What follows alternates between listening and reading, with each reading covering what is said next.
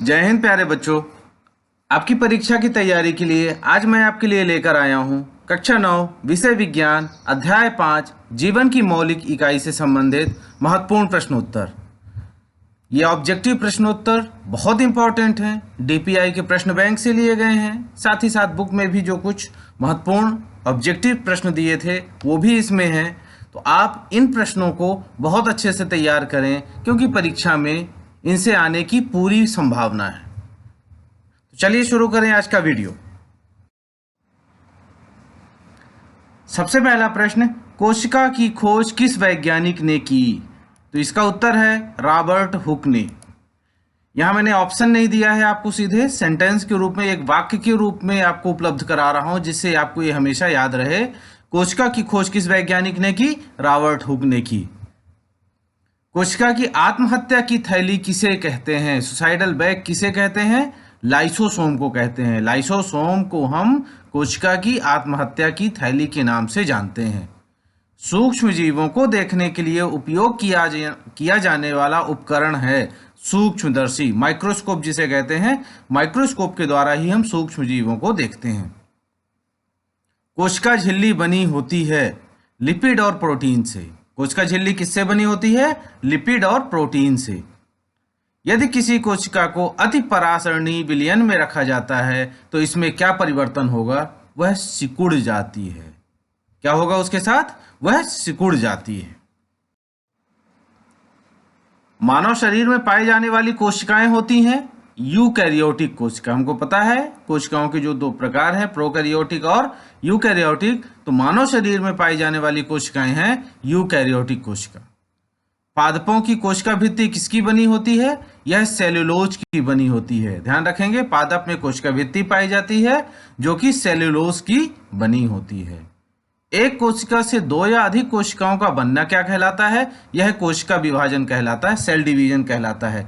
एक कोशिका से दो या दो से अधिक कोशिकाएं बन रही हैं तो इसे कहते हैं हम कोशिका विभाजन।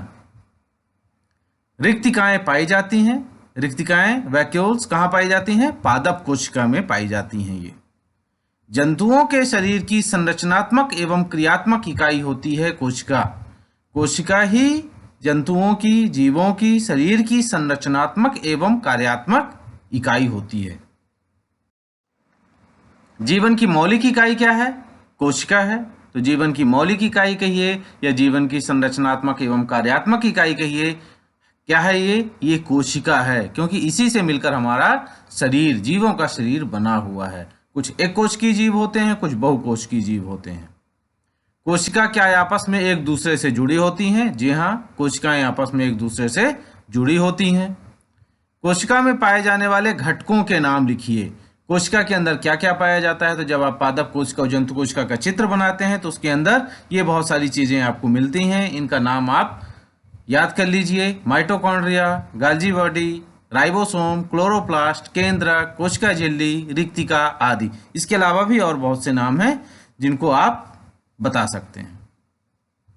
कोशिका का पावर हाउस किसे कहते हैं? तो कोशिका का पावर हाउस, ऊर्जा ग्रह कहलाता है माइटोकॉन्ड्रिया। माइटोकॉन्ड्रिया को हम कोशिका का पावर हाउस या ऊर्जा ग्रह कहते हैं। राइबोसोम किसका निर्माण करता है? राइबोसोम प्रोटीन का निर्माण करता है। किसका निर्माण करता है? प्रोटीन का निर्माण करता है। कोशिका में होने वाली जैविक क्रियाओं का नियंत्रण किसके द्वारा होता है? तो कोशिकाओं में होने वाली जैविक क्रियाओं का नियंत्रण केंद्रक के द्वारा होता है। मानव शरीर की सबसे बड़ी कोशिका है तंत्रिका कोशिका। मानव शरीर की सबसे बड़ी कोशिका तंत्रिका कोशिका होती है। गुणसूत्र इनसे बने होते हैं, डीएनए एवं प्रोटीन। नारियल का रेशा किस ऊतक का बना होता है? तो नारियल का रेशा स्क्लेरेनकाइमा का बना होता है।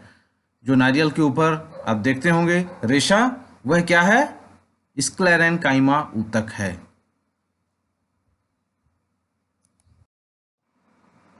सही जोड़ी बनाइए। Xylem, phloem, mitochondria, ribosome, lysosome, Golgi body, chloroplast, इन सब के कार्यों को देखिए क्या करते हैं। तो जाइलम का काम क्या है? जाइलम का काम है जल का संवहन। तो ये देखिए कहाँ है, ये है जल का संवहन।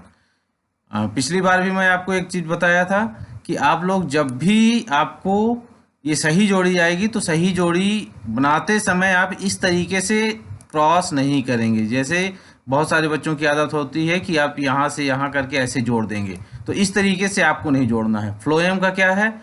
फ्लोएम है भोज्य पदार्थों का संवहन करने का काम है, भोज्य पदार्थों का संवहन। तो ये देखिए, इसको आप यहाँ ले लीजिए, भोज्य पदार्थ का संवहन।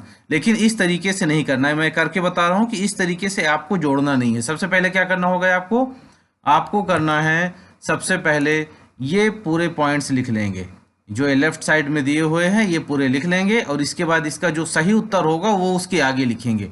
इस तरीके से नहीं बनाएंगे। जाइलम, तो जाइलम का सही उत्तर है जल का संवहन, तो जाइलम लिखिए और जाइलम के आगे लिख दीजिए जल का संवहन।